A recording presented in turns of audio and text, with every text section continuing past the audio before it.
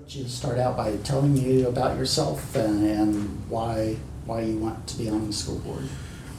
So about me, I was born in North Carolina. Parents were in the Air Force, so we moved a few times. I ended up finishing my high school career in O'Fallon, Illinois, and then I moved here in 2002 to start university. Started at the University of Missouri.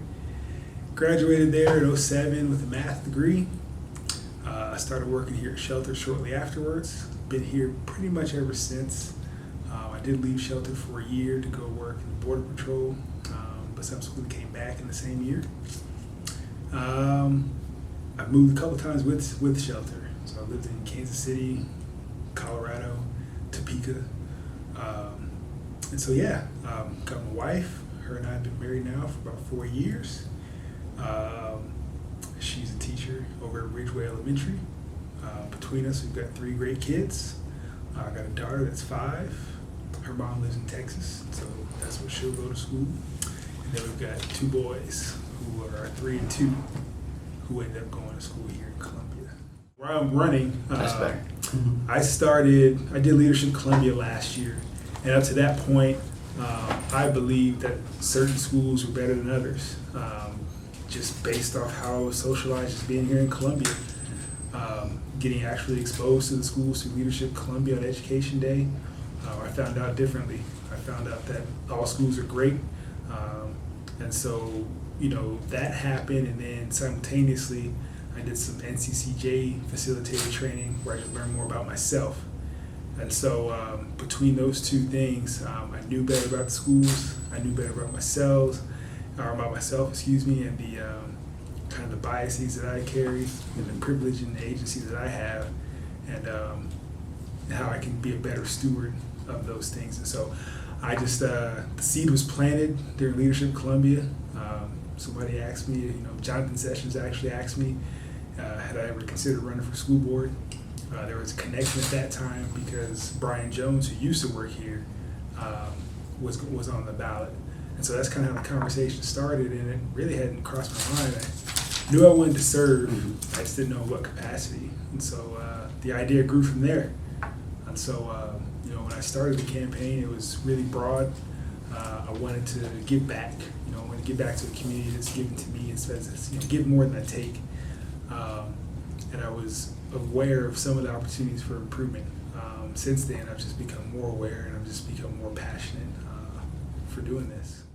A big issue now is the isolation rooms at CORE, and it seems like it's potentially harming children and becoming a really public relations nightmare for the school district. What do you think should be done? As far as the seclusion rooms, I said this last night, and I firmly believe it. I don't think they shouldn't be there.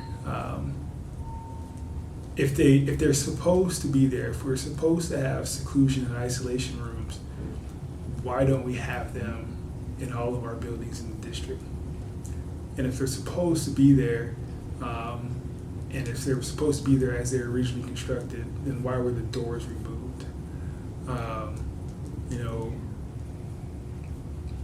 To me, the challenge that CPS faces is a trust issue with the district or with the community members, and trying to figure out what's going on in that building and offering some transparency.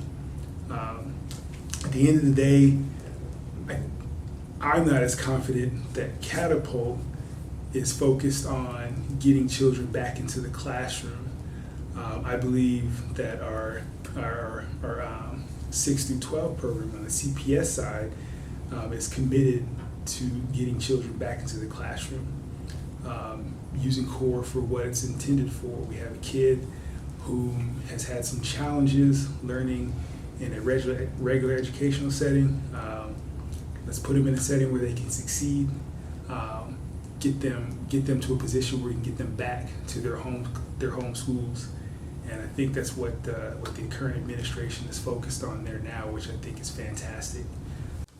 Another big issue that probably will still be an issue if you get elected to the school board, is allowing parents to record IEP and 504 meetings. Where do you stand on that? I think it should happen. I don't think it needs to be mandated.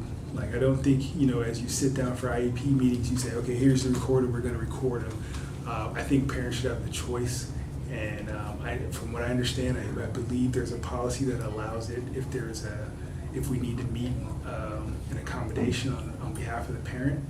So that's good, but I think that needs to be more broad and say, hey, we are offering this as a service if you would like it. And if parents want it, they should be able to have it. And so to me, at the end of the day, we're talking about providing a service that's going to benefit the child.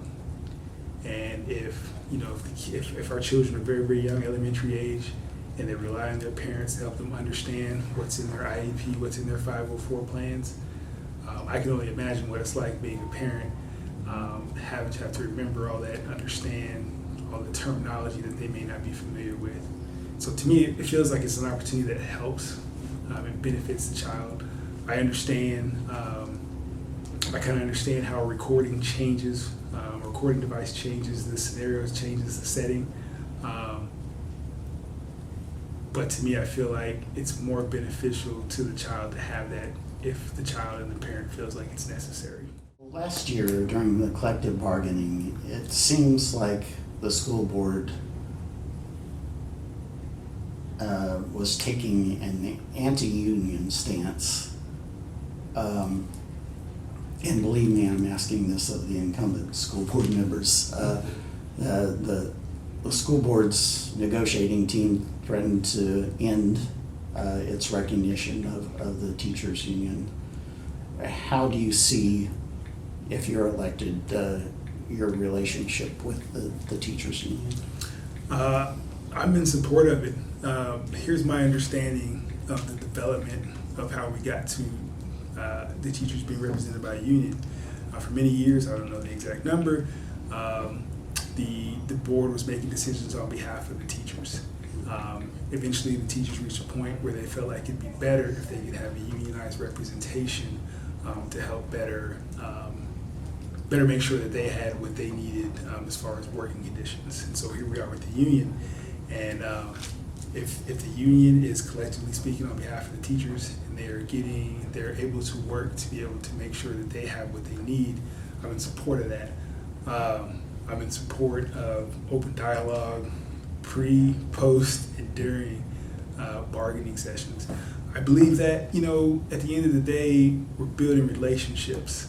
And I can understand, we do this here in the business side too. I can understand where you get to a point where you're negotiating contracts and everything that comes with that. I can understand how could there be point of contentions. You've got one side that has their interests and the other that has their interests, and when there's conflict, you have to work that out.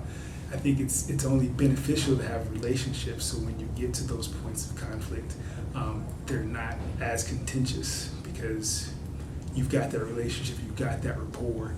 It just helps better understand where both sides are coming from and helps better find common ground. I can understand the board having legal representation there because at the end of the day, you're dealing with legal contract.